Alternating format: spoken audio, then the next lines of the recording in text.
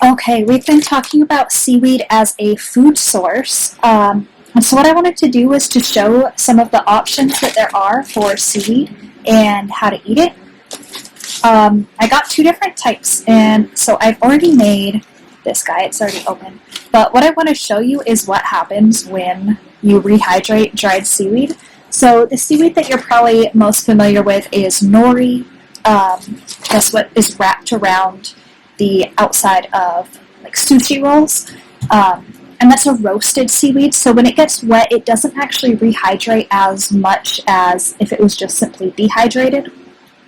It kind of still stays a little papery and thin. I want to show you what happens with this dried seaweed. So I got two different types that we're going to try. It's the one I already did, wakame dried seaweed. And as you can see, you get it from the package, and it is these teeny little shriveled up. Like, it looks like it would be almost more of like something you sprinkle on top, like a seasoning type of thing. Let's see if we can get that in focus. So I made some yesterday, and it was kind of surprising what happened. The second one, unfortunately I did not do my research before I bought this. I bought this one because it looked interesting. I wanted to get some different types of seaweed to test them out. Unfortunately though, when I got home and I was looking up what it would taste best on, I found out that you probably should not eat hijiki. Something about the way that it takes in nutrients. You can see on the back there's a warning here. Most of it, like in several different countries, there were warnings that had taken on heavy metals like cadmium and lead, which are both toxic at high levels. And then there were also warnings about arsenic. So I'm not actually going to eat this one, I don't think. It said that if you get certified organic, which I didn't do because I didn't know before I bought it to go get the organic one. If you get the organic one, it should be fine because of the way that it's raised in like a sterile environment. But this one I'm not confident enough to actually eat. They said if you eat a small amount and you're not eating it regularly, you should be fine. But I'm just going to stick to this one, which they said, wakame, if you eat too much of it, if you eat like tons of it, or other types of kelp, it could get you sick over time, but since I don't eat it every day, I think I should be fine. This one, I'm going to still try the rehydration thing. Since I bought it, I may as well try it. So we'll open this, and we'll see this guy. The structure is very similar. It's these little flaky, tiny pieces. And like I said, I saw this little piece when I made wakame yesterday. I put it in some miso soup. It said there's 11 servings per container. A serving says it's 2 tablespoons. I only put like half a tablespoon in the glass to rehydrate. The rehydration instructions are similar for each one. You are just going to put it in cold water and soak it. This guy only takes 4 to 6 minutes. The hijiki is going to take us about half an hour. So I am going to do that one first. And then I'll set a timer. And I'm going to time-lapse this one. That's why I'm doing it, early. So you don't have to sit for 30 minutes and watch this. I don't know if you can see this little guy. It doesn't want to focus. Lost it again. So these are actually those little nematocysts, that gas bladders that are on here. You can like pop them on here. So this one does have the structure of the kelp that we saw before. I'm only going to put just a little bit in here. So you can see, not very much at all. Nowhere close to a tablespoon, maybe a quarter of a teaspoon that I put in there. And then I'm going to fill up this glass with water.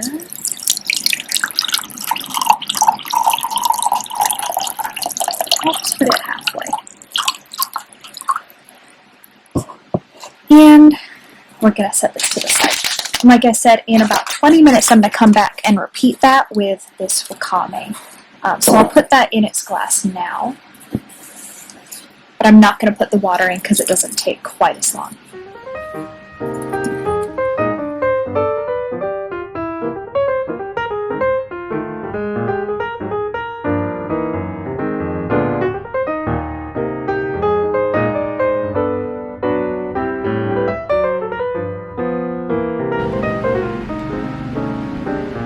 Okay, so it's been 20 minutes that we've had this kelp in here. So this is what I was expecting to happen with the wakame.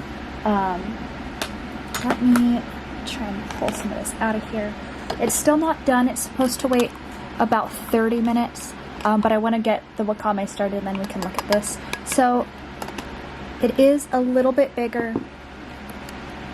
It is like squishier. It's a little like rubbery.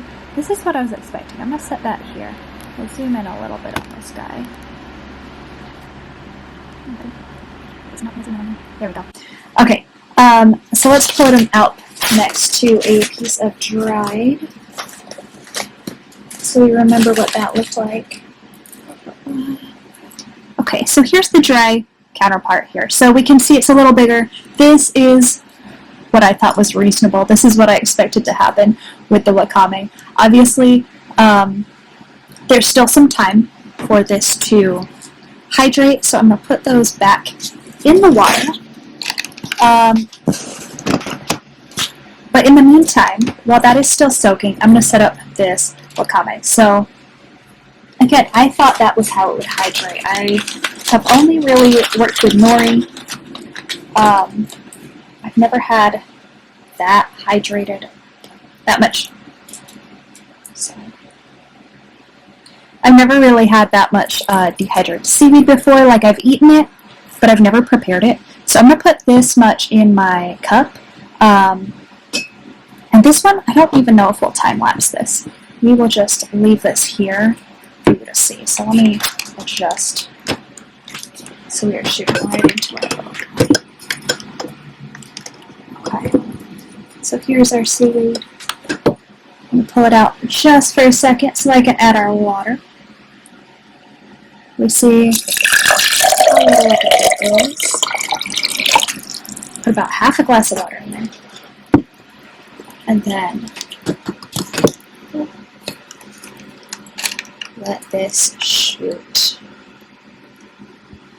So I think it's having a little bit of a hard time focusing underwater.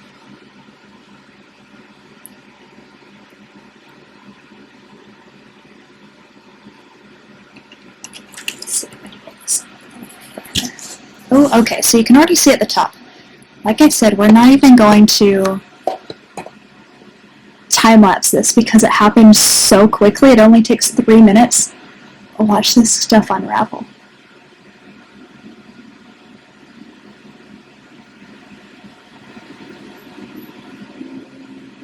Okay, this one at the top is going to block our view. I might push this guy out of the way. You can see they're starting to turn a really bright green.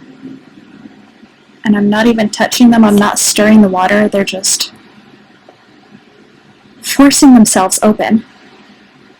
Oh my gosh, if we look at this one in the corner, how fast it's unfurling.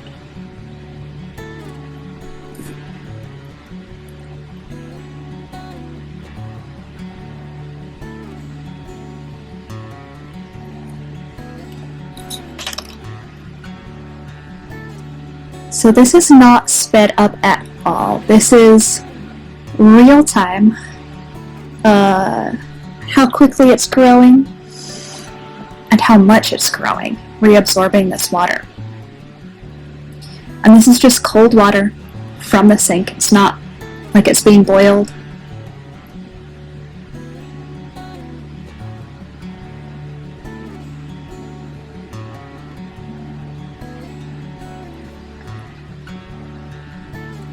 So what this is showing is one of those properties of algae that we talked about earlier when we compared them to plants. Because they don't have a cuticle, because they don't have any protective, like waxy or water repellent covering on them, coating on their blades, on their bodies, they can very quickly absorb water. And that's necessary because they don't have that vascular tissue to transport nutrients around their different parts through their roots. Each cell has to be responsible for absorbing its own water. So that's why it's so quick to absorb water here. You know that if you put like a piece of lettuce that's wilted into water, it's not actually going to absorb the water itself. Okay, this is crazy. This is like a whole different plant in here. Algae. I'm going to stir it up just a little bit to help some of those little guys unfurl a little. And this is wild. There's a few, move this up. There's a few pieces at the bottom that it's having a hard time focusing on that are still trying to unfurl, so it's going to grow even bigger than this. But you look at the color change, you look at the size change. I'm going to pull it out and you'll be able to see the texture. It's not really slimy anymore because it's been dehydrated. The mucus isn't that much there, but it's still a little bit slippery. It's very smooth. It doesn't feel like it's been dried at all, and it really doesn't even look like it. Like if I was sold this at a store, I might think that it had been fresh the whole time. So we're going to leave this. I'm going to set this down here and just watch what happens now. And we'll let it sit for a couple minutes just to finish, and then I'm going to drain it out so you can see the end result.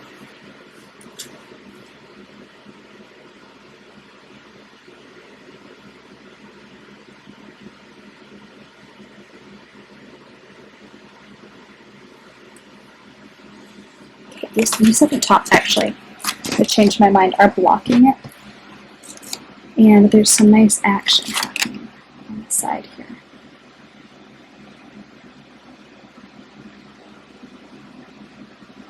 Some of these leaves are unfurling. Try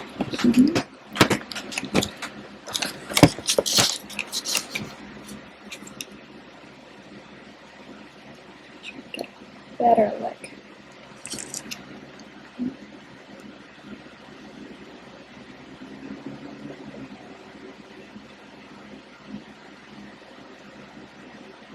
So any of that motion that's happening here, I'm not stirring it. I'm being very gentle here.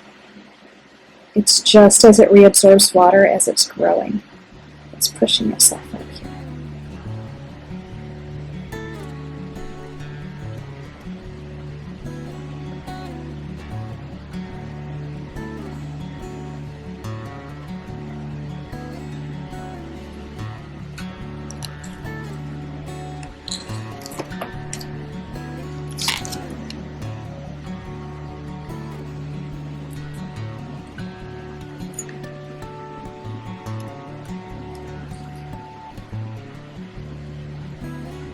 That's a big one. Let's see what this whole leaf is.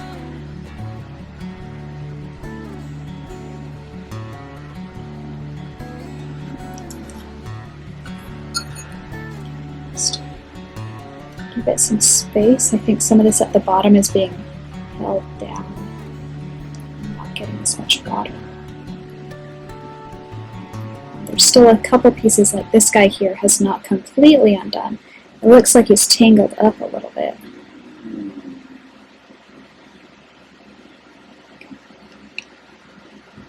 Go up here. As you can see, as I twirl it a little, I'll leave it sitting and it will eventually untangle itself. The reason those pieces were so small is that it's almost like wrapped up into little strings, or like yarn, how it gets wrapped together to hold together.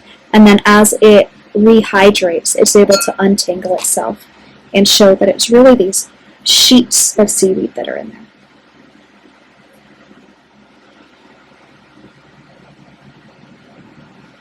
Let's try again. Now looking from the top, it's a little bit changed.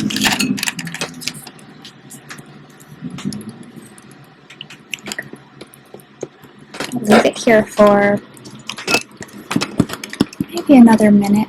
So if I was actually stirring it up, It would probably be ready to go at this point to eat this.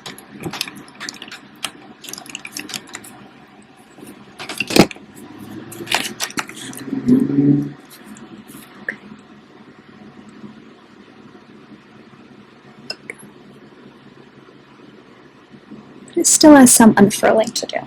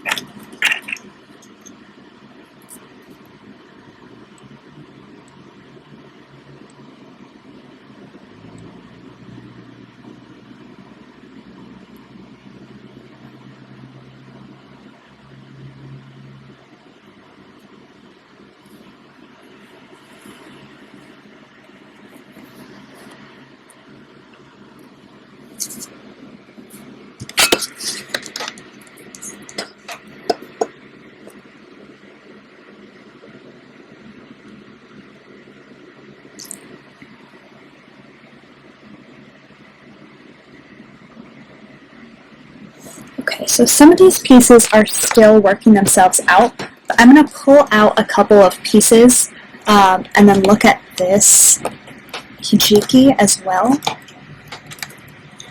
that we started. So let's put that over here. So let's see. Get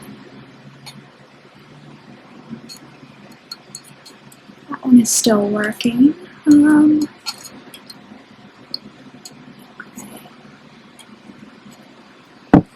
So here's one. There might be two here. Okay, so this is what it actually rehydrates into.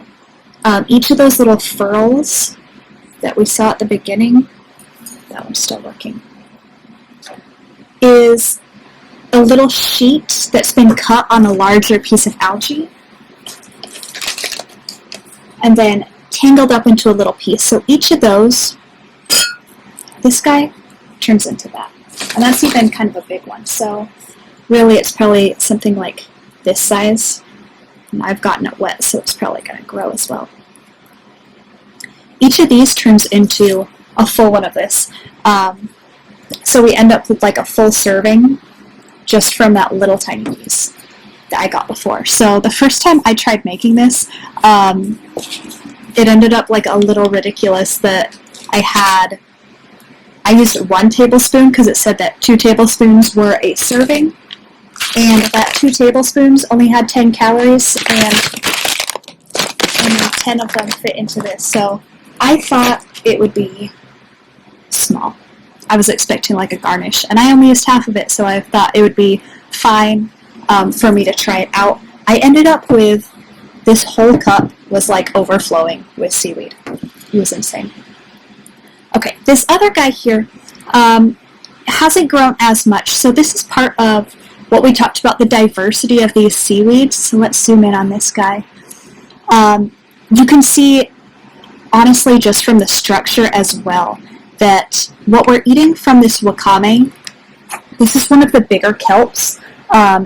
These are just cut pieces of the blade. So we could see this is almost like the Macrocystis, the giant kelp, that we looked at during lab, the kind that washes up on our beach all the time. It has the really long blades, a long stipe on it.